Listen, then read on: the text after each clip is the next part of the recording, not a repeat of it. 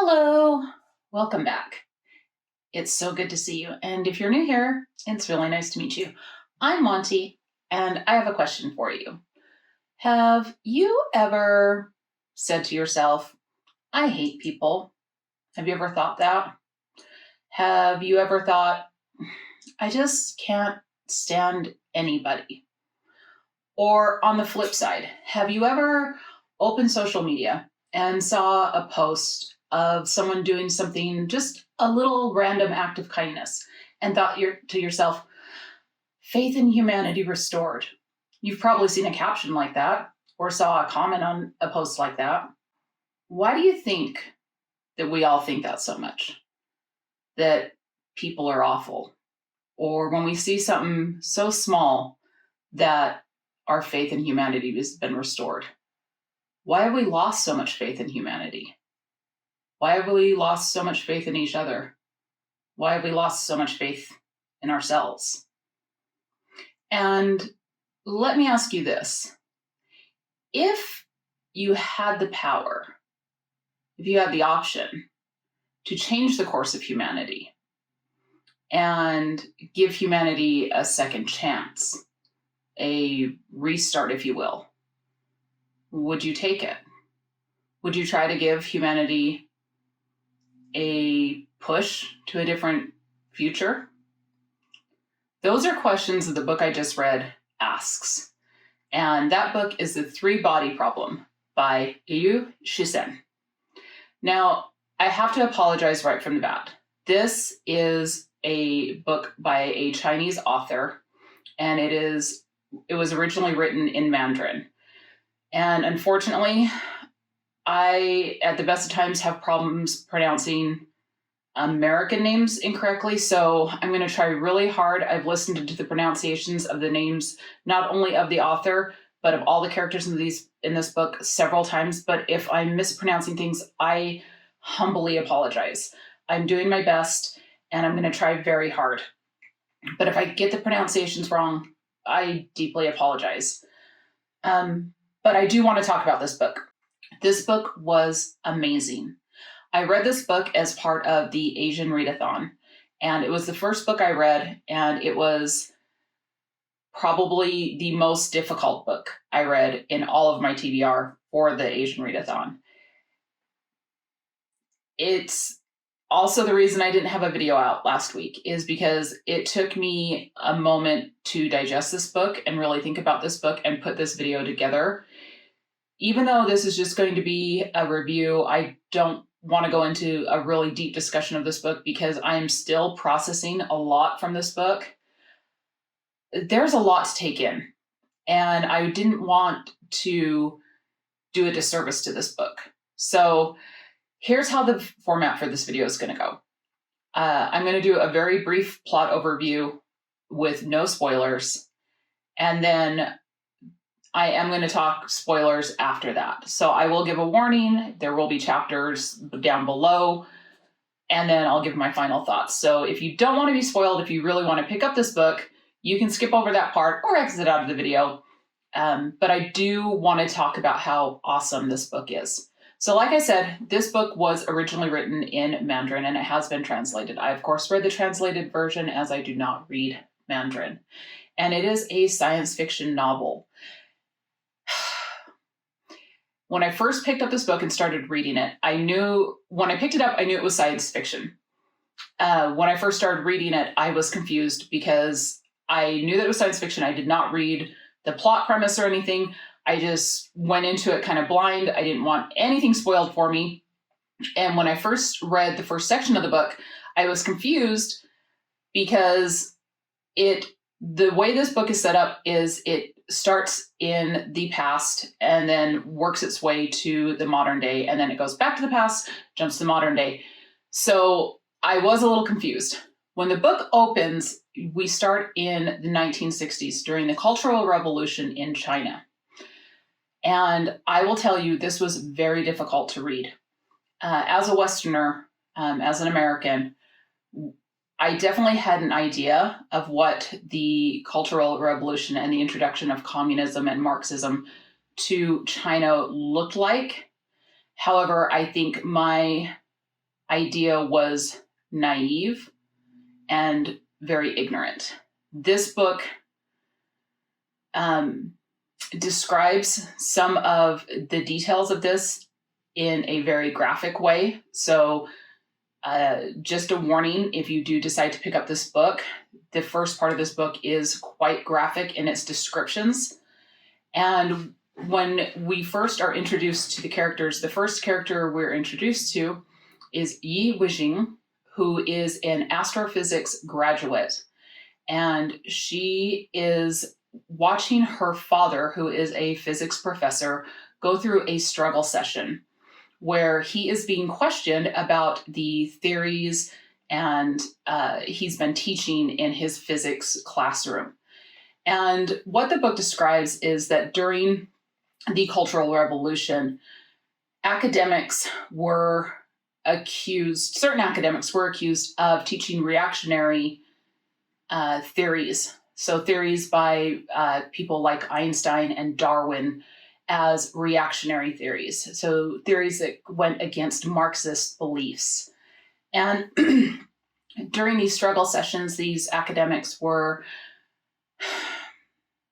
for lack of better words, publicly shamed and physically tortured until they denounced these theories and decried the fact that they ever taught them. And if they didn't, they were either imprisoned or ultimately perished under the physical abuse they suffered. And Yi Wenjin watches her father go through this. Her mother and her younger sister are also present. However, they stand against her father. Yi stands with her father, and Yi is ultimately labeled as a traitor and sent to a labor camp in Mongolia because of it. In the labor camp, she is clearing forests, and that's where she meets a journalist who introduces her to some radical ideas and asks her to translate a letter for him or transcribe a letter for him because she has better handwriting. This is a letter to the government about how deforestation is bad for the environment, bad for the people of that region, and it ultimately lands Yi in prison. When she goes to prison, when she's being sentenced to prison, she is given an option. She can either spend, it's a certain amount of time, I can't remember, I think it's like 10 years in prison, or she can spend her lifetime working at the Redcoat Base. The Redcoat Base is a research center where they are monitoring the communications of other countries such as America. And she is offered that because a former student of her father's is working there, and he kind of intercedes on her behalf and recruits her and says, look, you have a degree, you're a learned person, we could use you here. And although he also does caution her and kind of tries to dissuade her from staying at the base because it is a lifetime commitment, but ultimately Yi decides to go ahead and work at the Redcoat Base for the rest of her life. She makes that lifetime commitment to stay there and monitor the communications of other countries. And that is pretty much the first part of the book. So you can kind of see where I was kind of confused about this being a science fiction book. However, it is beautifully written. It is a very eye-opening look about what happened during the Cultural Revolution in China. Like I said, it is very graphic. It is very difficult to read. But it is, I think, very important to read. The second part of the book takes place in more of a modern day setting. It is not quite present day. It's a little bit more in the future. There are some technologies that are existing that we don't quite have now, but it is closer to our modern day. And that is where we meet our kind of second main character, the main character we follow through this part of the book, who is Wang Miao. And Wang Miao is a nanotechnologist, and he is working on these nanomaterials, and he is immediately it's a little bit jarring because you're immediately introduced to him and he's immediately recruited by a Detective Shi. And Detective Shi takes him to this gathering of military leaders. And it's not just Chinese military leaders, but it's like world military leaders who are very concerned about a threat. And they're not sure who this threat is, but they know that there's this threat that's happening. And they know that it has something to do with a group of scientists called the Frontiers of Science. And they know that something is going on with this group because there are scientists that are in this group that have been exiting the mortal plane before their time by their own hand. So they ask Wang to join this group, get information on it, and try and report back to them what's going on in this group, what you can learn about this group, and to try to figure out what this group has to do with why these scientists are leaving the mortal plane early. So at first, Wang is like, there is no way I'm doing this. And then Wang learns that one of his old colleagues, Yang Dong, is one of the scientists that were a member of this group that has decided to plan her exit early. And he was very infatuated with her and her mind and her work.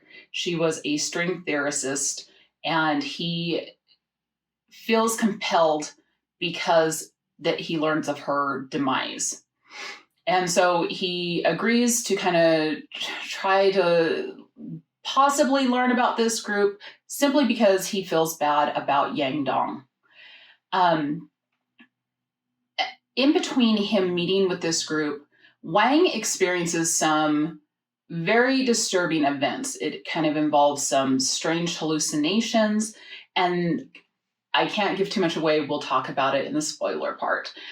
But when he does go to meet with the Frontiers of Science group, he meets Yang Dong's boyfriend and a couple other of the members of the group. So when he meets with this group, one of the members, Shen, gives him a warning and says, you need to shut down your research on your nanomaterials. And he finds this very odd. But he also finds it odd that Shen is very obsessed with this online game called Three Body. And he makes note of the URL of this game. Wang also meets with Yang Dong's boyfriend, who tells Wang that he should meet with Yang's mother to kind of learn more about Yang if he wants to know what happened to her. So when Wang goes back home, he immediately logs into this three-body game, and it requires, a VR helmet and like this VR suit, so you can completely get immersed in this game, feel the full effects. And this is why I say that this doesn't take place quite at this time. It's a little more in the future. So when he logs into this three-body game, it's a completely immersive event where you learn of the civilization that is trying to progress through different ages, like the Iron Age, the Bronze Age, the Industrial Age, and you're trying to help the civilization get and build themselves through these different ages. And the conflict is that where this civilization is set, they unfortunately experience very erratic weather patterns. So sometimes the environment will get very, very cold very quickly. Sometimes it will get very hot very quickly. Sometimes this temperature will remain very mild and consistent, and those are described between chaotic eras and stable eras. And pretty much the object of the game is to predict the weather patterns, and that is what will help the civilization advance. And Wang is completely obsessed with it. He wants to help and solve this problem and figure out what is causing the different weather patterns and what can be helped to help these civilizations to advance. And he learns that the people in this game, the characters in this game, the non-PVs in the game, can dehydrate themselves. So they remove all the water from their body during the chaotic eras and they're just like little husks that they store themselves until it becomes a more stable era, and then they rehydrate themselves. And it's very bizarre, it's very crazy, but the NPVs, like the bosses of the game, are modeled after different dynasties of the Chinese kingdoms, and he finds it very interesting, the historical aspects of it, as mixed also with the fantastical. So he plays this game and he's kind of advancing. He's not getting very far though. And then he decides, well, I should probably take Yang Dong's boyfriend's advice. He suggests that Wang go and meet Yang Dong's mother, who turns out to be Yi Wenji. And when Wang goes to meet Yi Wenji, he learns all about Yang Dong's childhood and her upbringing. And Yi Wenji also talks a lot about her experience at Redcoat Base. She also reveals to him about when she met an American that was in that same area in northern Mongolia, that was there helping to plant trees in the deforested areas. And he was there on an environmental mission. And this American, Mike Evans, was the son of an oil baron. And he was there trying to help restore the environment in China. And as Wang advances through the three-body game, he gets invited to this very special group for elite players. And it's only reserved for the best of the best. And this is where he learns that Yi is part of this game, part of the frontiers of science, and he also learns about the true purpose of the game and how it relates to everything. That's all I can tell you without giving away the whole entire book. We'll talk about the rest of it in the spoiler section. So but I do want to talk about the themes really quick. And the themes of this book are really, I think the main theme of this book is extremism. And how, and this goes back to the first question I talked about in the first of the video, where I asked you, have you ever said, I can't stand humanity, or I hate people?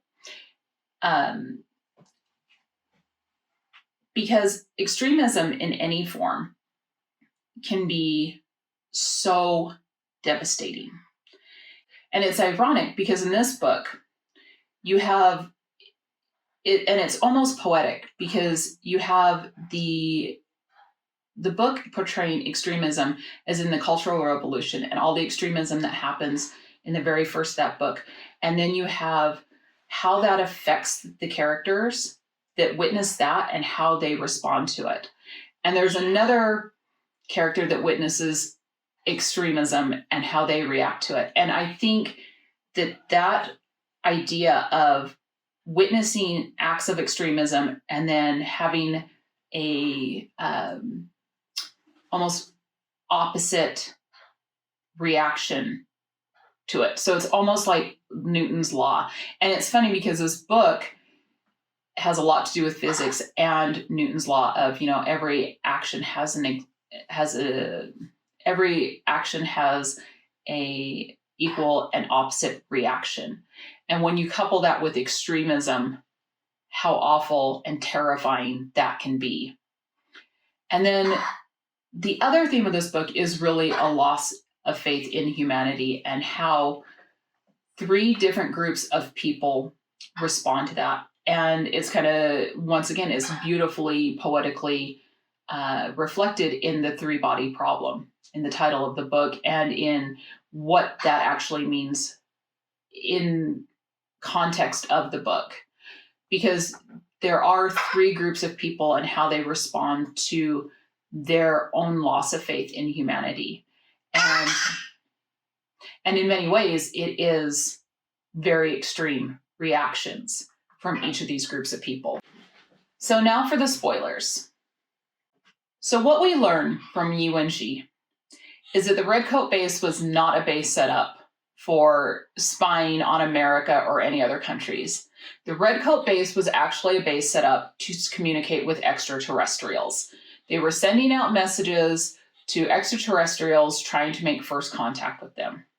And Yuanji's whole purpose there was to monitor the kind of background static of space. And for many years, she hears nothing, just the normal static of space. And then one day, that all changes, and she hears something different. And when she hears something different, it is amazing. And when she realizes what she hears, and she realizes that it is communication from intelligent life other than Earth, she realizes that she is able to send a message and get it back because she can use the sun as like a magnifier for the message. And she sends a message to please come to Earth because humanity is awful and Earth needs someone to come here and take it over. And of course, she gets a message back from the aliens that say, look, the alien that sends the message back is like, look, I'm a pacifist. I am begging you, do not communicate ever again. Do not send any more messages. They'll be able to track your coordinates. Please, I'm begging you. And she sends another message that's like, nope, please come, take us over. We need help. We need help. We need to be governed. We need to be taken over. And so ultimately, Yuanji has absolutely no faith in humanity and is like, we suck. We suck so bad. We need, and she truly believes that these advanced life forms from this other planet have to be better than us. And therefore, because they're more advanced technologically wise, they can come here and guide us into like some kind of a better era. And when she meets with Mike Evans, who goes through, because he sees an oil spill happen caused by his father's company, and he witnesses all these birds, seabirds dying because they're covered in oil, they're suffocating. When he meets Yuanji and finds out about what she's been able to do communicating with these aliens, the aliens are called Trisolarians, by the way. He is like, yes, I'm on board. We absolutely need these aliens to come. But he wants them to come to wipe out humanity because he's decided that humanity is so awful that as a species, we need to be taken out because the other species of the planet need a chance to survive, and that that humans are causing other species to go extinct because we cannot function within the natural order of things. And he's actually there in China replanting the forest because there is a swallow that is going extinct because the deforestation has taken away their natural habitat. And so they're working together at first, and then they break off into two distinct groups, where Yi is more of we need to be ruled and governed and taken into a direction of kind of a golden age, where there's this advanced alien race will teach us how to be better. Whereas Mike is like, I hope this race comes and wipes everyone out because we don't deserve to inhabit this planet, and then they can take over the planet. And as long as they live with the natural order of things and they allow the other species to survive, cool. I'm great with it. And they each amass huge groups of followers. And the way they do that is through the 3-body problem game. And that the 3-body problem game is really it was created to replicate what the Trisolarians are going through, because their planet has 3 suns that orbit their planet, and they orbit in in a very chaotic orbit, and eventually one of the suns will swallow their planet, because that's what's happened in other planets in their solar system, and that's what's causing the erratic weather on their planet. And at first it was kind of set up to kind of try to solve like how they can predict the climate and predict the orbiting patterns and everything. And I will admit, this was very difficult for me because physics, astrophysics, all of that is way above my head. I am not a science-minded person, so, you know, I had to read this several times, and I'm not quite sure if I still understand how that all works, but I just had to kind of go with it. But when people were playing the game, and if they continued to play and got very far, they were deemed as almost sympathetic. And like the people that were invited to the group that Wang was, the elite players group, they were all very sympathetic to the Trisolarians, and therefore usually fell within like the group of Yi's group, where they wanted the Trisolarians to come here and be part of our civilization. But then some absolutely followed Mike Evans, where they were like, humanity is awful. We don't deserve to live on this planet. And it's crazy, and it's horrifying to read. And yet at the same time, I could see where both of them had come from, because they both witnessed such horrible things in their life. Yi seeing her father and others go through such horrible things, even herself go through such horrible things. Mike seeing such horrible atrocities committed against nature, that I could see where both of them were coming from. And, you know, you can kind of see and understand where they got to, why they got to where they were. But yet it was also very off-putting to read it when you figure it all out. And of course, Wang is having hallucinations, and you find out that the reason he's having these hallucinations is because the Trisolarians they were able to send these things called sophrons. I'm hoping I'm saying that correctly. And those are, or sophons, and those are 11-dimensional supercomputers that are about the size of protons. They were able to send 2 to Earth. And they are able to monitor the Earth and send back communications to the Trisolarians. They're out in like Alpha Centauri. And not only that, but they can cause hallucinations to people, which is also what caused many of the other scientists to exit the mortal plane early. And then they also are able to, they disrupted a lot of the particle accelerators on Earth, and the Trisolarians did that to stall the scientific and technological progression of Earth, because they don't want us to advance very far, because it's going to take 400 years before the Trisolarians can get here, because they are, there is the way they can travel. It's like sub-light speed. So they can't go very fast. It's going to take them 400 years to get here. But we know they're on their way.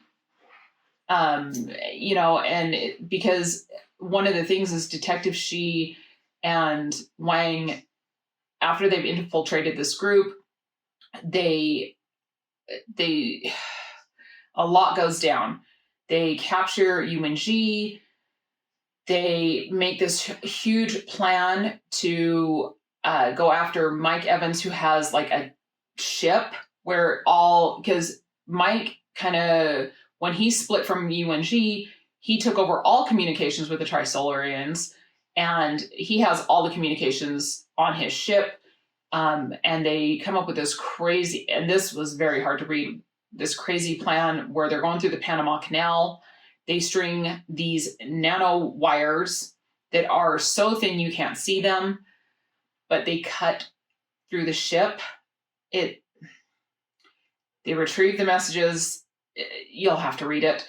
And they find out that, the Trisolarians are on their way. And they are not coming with the idea that they're going to guide humanity in any way. They see us as inferior insects. And Mike's idea of them wiping us out is exactly what they had in mind. They are going to come, they're going to take over the planet, and this is going to be their new home. This book is so it is truly a remarkable work in science fiction. So my final thoughts. So this book is the first book in a series, and I definitely will be reading the next. I think there is 3 books in the series, if I'm not mistaken. I definitely will be reading the next two. It might take me a minute. Like I said, this book was definitely hard to read. There is a lot to process through it. The science is very difficult because it does have a lot to do with physics and astrophysics, which are way above my pay grade and something that was very difficult for me to understand. There are also a lot of footnotes to read, and I did appreciate that the translator did have a lot of footnotes, so you could understand things that if you are not a native Chinese speaker or native Chinese of the Chinese culture, you may not understand all the references, and I really did appreciate that. I absolutely enjoyed this book. This book got 5 stars for me. I think it is a beautifully written, wonderfully immersive sci-fi tale, and it was chilling. It was disturbing. It gave me so much to think about. It made me question a lot of what I would do in the same situation, and I think that is exactly what science fiction should do. So The 3-Body Problem absolutely gets 5 stars from me, even though it was very difficult to read, and I do hope you check this out. And please let me know, have you read The 3-Body Problem? Did you enjoy it? Did you find it a little bit difficult to navigate through the science like I did? And please let me know if you understand the science.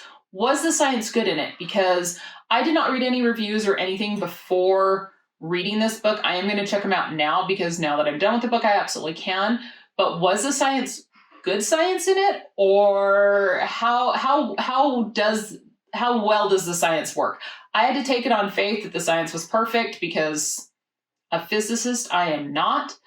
And if you haven't read the book, are you going to check it out? If you enjoyed this video, please consider giving me a like. And if you want to see more from me, please consider subscribing. And until next time, take some time for yourself, and love you. Bye.